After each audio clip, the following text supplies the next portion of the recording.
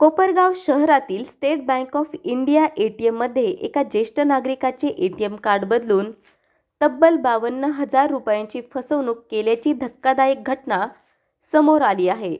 ही घटना काल 12 जून सायंकाळी सुमारे 4 वाजेच्या सुमारास घडली। धुरकट वस्ती शिंगणापूर येथील एका वयोवृद्ध व्यक्तीने कोपरगावमधील SBI एटीएममध्ये पैसे काढण्यासाठी भेट दिली असता 2 अज्ञात व्यक्तींनी आम्ही मदत करतो असे सांगून त्यांच्या एटीएम कार्डची अदलाबदल केली। त्यानंतर त्याच कार्डचा वापर करून चोरट्यांनी खात्यातून 50,000 रुपये कोपरगावमधील एटीएममधून काढले व त्यानंतर उर्वरित रक्कम शिर्डीतील एका हॉटेलमध्ये एटीएम कार्ड स्वॅप करून काढण्यात आले। यामध्ये एकूण 52,000 रुपयांची फसवणूक झाल्याची समजते आहे।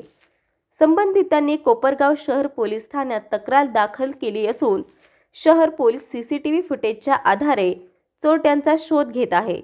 पोलीस प्रशासनाने नागरिकांना सावधगिरी बाळगण्याचे आणि एटीएम वापरताना कुणावरही विश्वास न ठेवण्याचे आवाहन केले आहे।